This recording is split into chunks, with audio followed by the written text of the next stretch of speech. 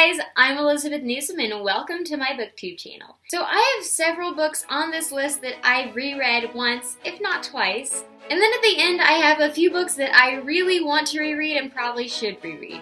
So one of my favorite books that I've read and I've reread it about 4 times, which I mentioned in an earlier video, is The Charisma Myth by Olivia Fox Cavane. I've talked about this book a lot, so I'll just let you guys refer back to previous videos if you kind of want to hear what it's about. But it has a lot of tips and techniques for making your interactions more personable. And kind of just how to click with someone instantly and how to like people and make people like you in return. I have the print copy, but sadly I don't know where it is, which is why I'm using the digital image. Then there's Just Listen, and I have this in print, but I'm currently lending it to a friend. And Just Listen is phenomenal because oftentimes it's just so easy to talk more than we listen. So really this book is just about being empathetic and being interested in people instead of making other people trying to find you interesting. So another very helpful book that's helped me a lot in my interactions with other people. Then we have The 5 Love Languages, which I also have in print, but I lent it to a friend and then I moved, so I guess they still have The 5 Love Languages book. Which is fine, I guess I'll consider that spreading the love. But this is so phenomenal because it just brings the focus back to loving people and kind of loving people the best you can. Oftentimes when we try to do something nice for people, we do what would make us feel nice, which is great and all, but it's kind of self-centered in a way because people don't always receive love in the ways that we receive love. So really, this book is just about better loving other people. Then there's the 7 Habits of Highly Effective Teens.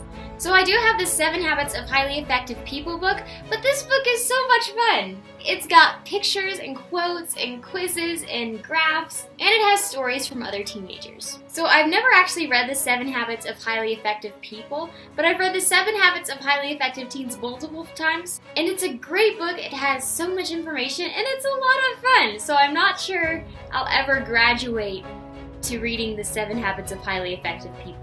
But we'll see. Maybe I'll grow up one day. And then there's Your First 1,000 Copies. You guys have heard me gush about this book before when I talked about my writing books, but this is so phenomenal.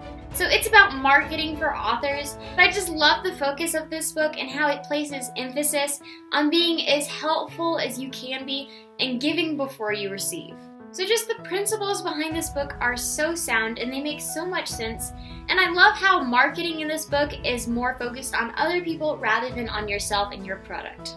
Then there's She Owns the Night, which, as you guys know, I read recently. It's a super cute medieval time travel romance.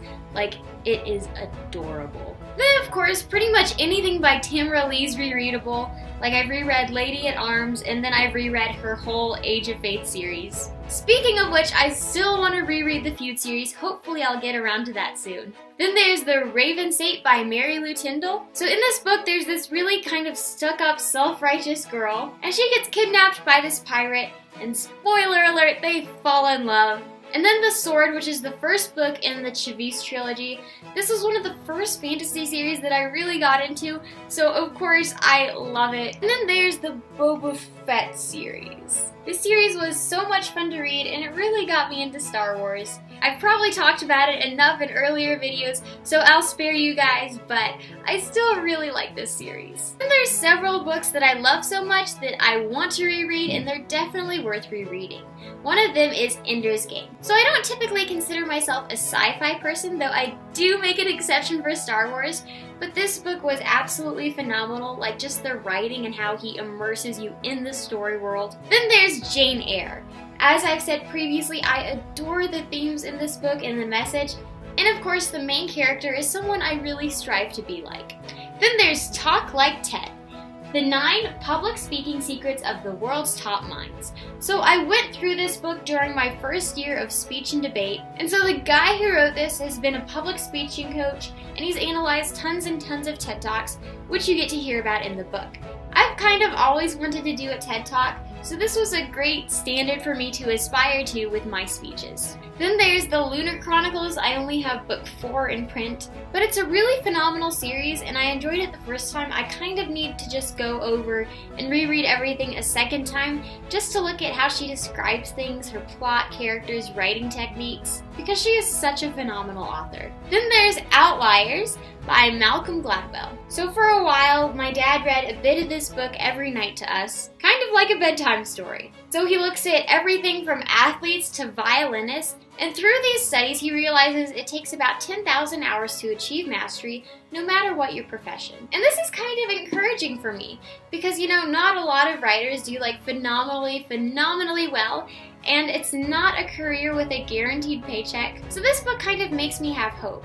Like if I can just get in enough hours and keep writing and doing what I love, then eventually maybe I can achieve mastery. And since the 10,000 hours rule has been such a very important part of my life, I really should reread it again. Then there's my 2 writing books, Plot vs. Character and Stein on Writing. I talked about these on my video about writing books earlier, but really if you have these 2, that's kind of all you need as far as the writing itself goes. And I have tons of writing books, as you guys saw, so really I don't need to read anymore. I just need to go back through the ones I already have and kind of drill these techniques into my head.